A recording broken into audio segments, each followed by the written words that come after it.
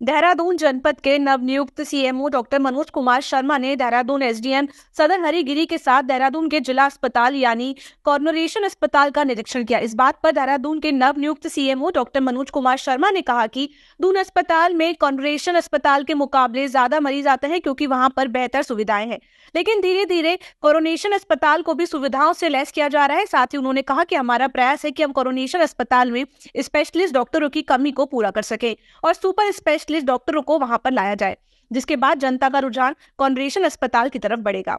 धीरे धीरे हमारा जो कोरोनेशन हॉस्पिटल है, जिला चिकित्सालय, ये भी स्ट्रेंथन हो रहा है और हमारे लगातार प्रयास रहेंगे कि जो स्पेशलिस्ट की कमी है या सुपर स्पेशलिस्ट भी हम यहाँ पर ला सकें। कार्डियोलॉजिस्ट भी हमारे यहाँ पे अभी आए हैं, तो अन्य भी हम न्यूरो फिजिशियन, न्यूरो सर्जन किस तरीके से हम उनको ला सकते हैं, ये प्रयास रहेंगे। और डेफिनेटली जैसे सुविधाएं बढ़ेंगी तो डेफिनेटली पब्लिक उस तरफ मूव करेगी, ऐसा हमारा विश्वास है।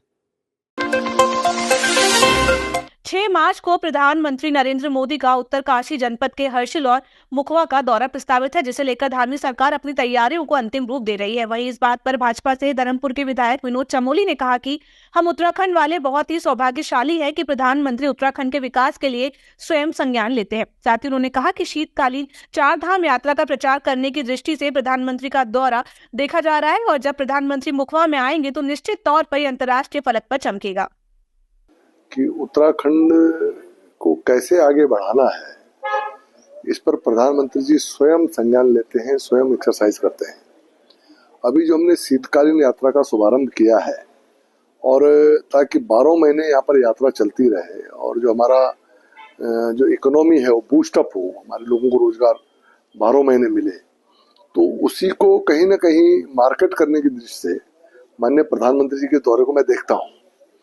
वो जब उत्तराखंड आ रहे हैं और मुखवा जाएंगे, जहाँ पर माँ गंगा इस समय विश्राम पे है, तो निश्चित तौर पर ये अंतर्राष्ट्रीय फलक पर चमकेगा और हर्षिल जैसा जो हमारा एक टूरिस्ट डेस्टिनेशन है, ये भी और अधिक पॉपुलराइज होगा।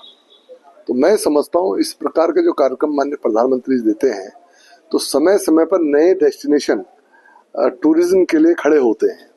उसी क्रम में मैं इसको देख रहा हूँ कि शीतकालीन यात्रा के लिए माननीय प्रधानमंत्री जी का उत्तराखंड में आना, ये हमारी इकोनॉमी की बैकबोन साबित होगी, ऐसा मेरा मानना है। बड़ा फाउंडेशन पड़ने जा रहा है और मैं बड़ा उत्साही हूँ इस उनकी यात्रा को लेकर। बीजेपी मुख्यालय में बीजेपी प्रदेश महामंत्री आदित्य कोठारी ने प्रेस वार्ता में बताया कि 6 मार्च को प्रधानमंत्री नरेंद्र मोदी उत्तराखंड के दौरे पर रहेंगे। प्रधानमंत्री नरेंद्र मोदी मुखवा में मां गंगा के शीतकालीन प्रवास स्थल पर दर्शन और पूजा अर्चना करेंगे। साथ ही हर्षिल में एक सार्वजनिक समारोह में जन समूह को संबोधित भी करेंगे। देश के यशस्वी प्रधानमंत्री आदरणीय नरेंद्र मोदी जी का उत्तराखंड का दौरा उत्तराखंड के लिए बहुत बड़े सुअवसर लेकर के आ रहा है और जैसा कि मुख्यमंत्री जी ने शीतकालीन यात्रा को बढ़ावा देने के लिए कार्यक्रम प्रारंभ किया है।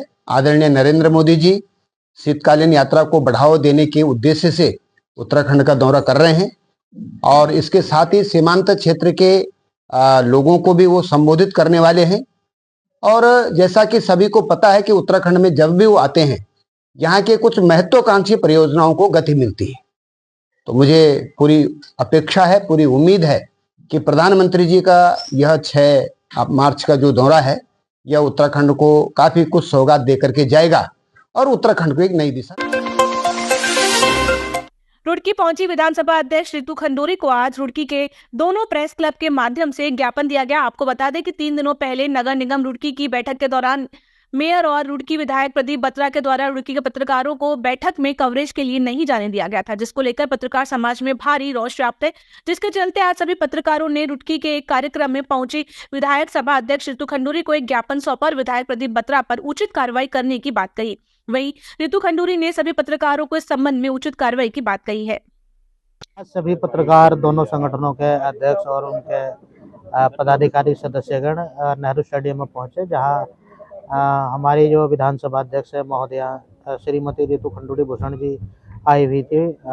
उनको पत्रकारों ने अपनी नाराजगी प्रकट करते हुए ज्ञापन सौंपा और नगर विधायक के खिलाफ नियमानुसार कार्रवाई की मांग करी और ये भी कहा है कि उन नगर विधायक प्रदीप बत्रा और महापौर अनीता अग्रवाल द्वारा पत्रकारों की स्वतंत्रता को जो दबाने का और उनसे जो है मतलब उनके मान मर्यादा को ठेस पहुंचाने का जो काम किया गया है वो बेहद निंदनीय है।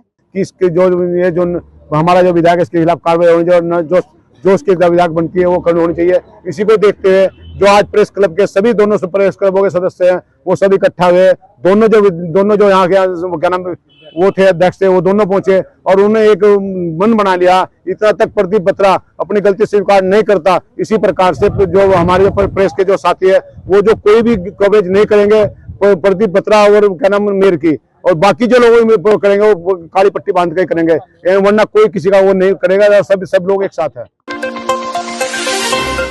गोविंद घाट से हेमकुंड साहिब और फूलों की घाटी को जोड़ने वाला पुल पहाड़ी से चट्टान टूटने के कारण क्षतिग्रस्त हो गया। बुधवार को 10 बजे करीब गोविंद घाट पुलना सड़क पर निर्मित मोटर पुल चट्टान टूटने से क्षतिग्रस्त हो गया, जिससे हेमकुंड साहिब फूलों की घाटी के साथ साथ पुलना व ब्यूडार के ग्रामीणों का संपर्क मुख्य मार्ग से पूरी तरह कट गया है।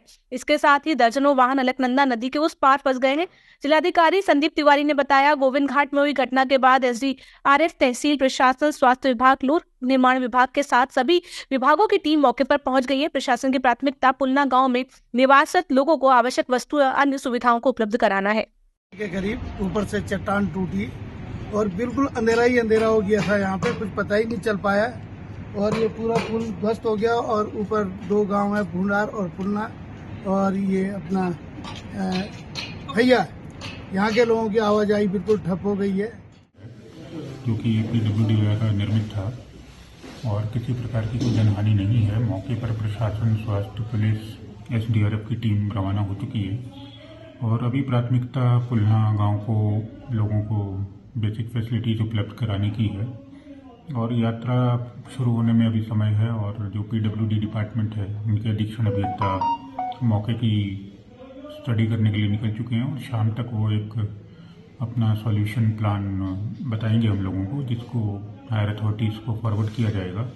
और आशा है कि ये यात्रा से पूर्व जो है हमारा पुल भी बन जाएगा और यात्रा सुचारू रूप से संपन्न हो सकेगी। अचनचेत ऊपर से ये सारा पहाड़ नीचे को आया और बोल्डर काफ़ी बड़े थे, जिसके माध्यम से ये पहली सस्पेंशन ब्रिज है जो टूट गया है और नीचे गिर गया। ये पुल 2015 में लगा था। हमने सरकार को DM साहब के माध्यम से भी 2 साल से पहले भी हमने कह रखा था कि ये पुल जो है कमज़ोर है और यात्रा के लायक नहीं है। इसके एस्टीमेट भी बने थे, लेकिन पुल अभी तक वो शुरू नहीं हुआ। और मेरी प्रशासन से बेनती या निवेदन है कि जल्दी से जल्दी इस पुल का निर्माण किया जाए, ताकि जो पुलना गांव वालों को भी, लोकल यात्रियों को भी और यात्रा को चलाने में भी कोई दिक्कत न हो।